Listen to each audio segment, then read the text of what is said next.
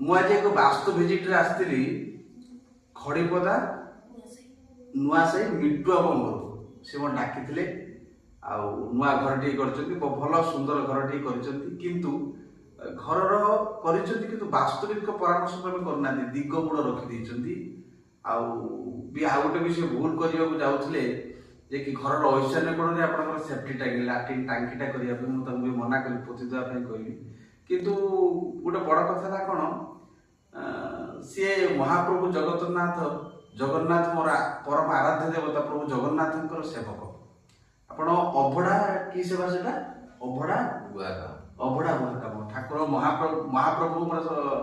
ମହାପ୍ରଭୁଙ୍କ ପାଖରେ ମହାପ୍ରସାଦ ଭୋଗ ଲାଗି ସାରିଲା ପରେ ସେ ଭୋଗକୁ ସେ ଆଣନ୍ତି। ଯାହା ହଉ ମହାପ୍ରଭୁଙ୍କ ସେବକଙ୍କର ଆମେ ଟିକେ ସେବା କରିବାର ସୁଯୋଗ ପାଇଥିବାରୁ ନିଜକୁ ଟିକେ ଖୁସି ବା ଗର୍ବ ଅନୁଭବ ହେଉଛି। ତାଙ୍କୁ ବିଭିନ୍ନ ପ୍ରକାର ବାସ୍ତୁ ଦୋଷ ତାଙ୍କର ଘର ଟିକେ ଦେଖିଲି, ବାସ୍ତୁଜନିତ ତ୍ରୁଟି। ଆଉ ଘରଟା ବେଶ ଭଲ ହେଇଛି। ଆଉ ଏ ଘରର ସୁଖ ସମୃଦ୍ଧି ଆଉ ସବୁଠାରୁ ବଡ଼ କଥା ଉନ୍ନତି ଆଉ ଆର୍ଥିକ ସ୍ଥିତି କେମିତି ସୁଦୃଢ଼ ହେବ ସେଥିପାଇଁ ପ୍ରତିକାର ମଧ୍ୟ ଦେଲି।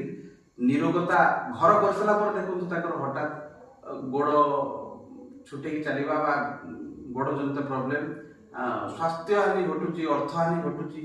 ତେଣୁକରି ବାସ୍ତୁ ଆପଣ ନୂଆ ଜାଗାରେ ନୂଆ ଘର କରିବା ପୂର୍ବରୁ ବାସ୍ତୁବିକ ପରାମର୍ଶ ନିଅନ୍ତୁ, ଦିଗ ନିର୍ଣ୍ଣୟ ସଠିକ୍ ଭାବେ କରନ୍ତୁ, ମାଟି ଟେଷ୍ଟ କରନ୍ତୁ, ତାପରେ ଘର କରନ୍ତୁ।